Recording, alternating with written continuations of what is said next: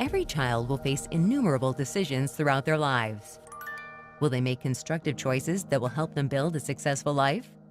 That will depend on their ability to analyze situations, understand ethical implications, and evaluate consequences. Their decisions will affect their own well-being and that of others.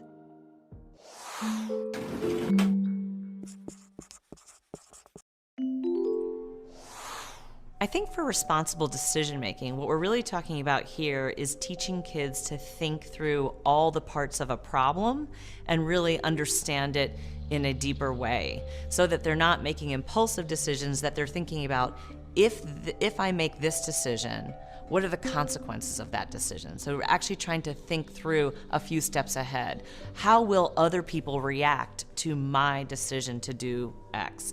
That's actually involving your social awareness and your relationship skills as you're thinking through your responsible decision making.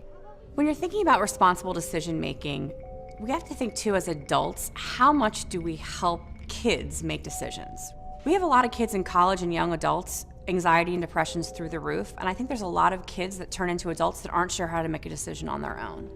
So the idea as teachers and parents of supporting our kids in decision making and also letting them deal with natural consequences of their decisions when we know it's not going to hurt them, of course. And again, it's case by case and it depends on age, but it's really important to think about us as scaffolding them, but we want them to be able to eventually make independent decisions that hopefully are the right ones for them. Having conversations after they make their choice, why did you choose that? What could you have done differently? Was that the best choice? And really allowing them to construct their understanding or verbalize the way that they made that selection.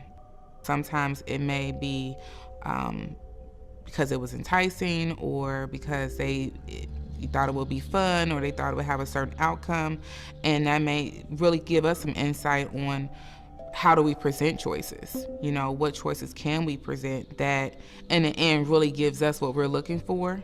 Because choice allows growth and opportunity.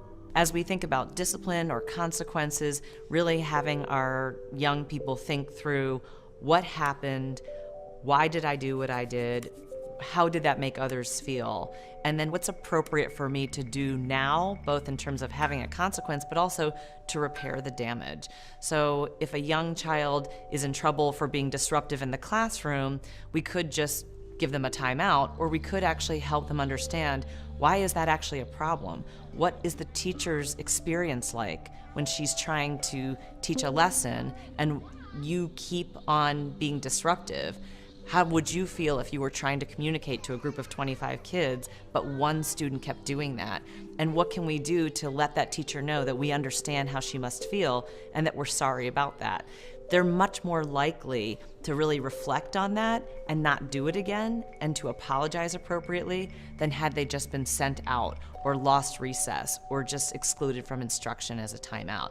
So it's really important for discipline that we give kids opportunities to analyze the situation, to reflect on the different perspectives, and to repair that damage so that they're more likely to internalize the lessons that can be learned from these conflicts and not simply just repeat it again or just get angry.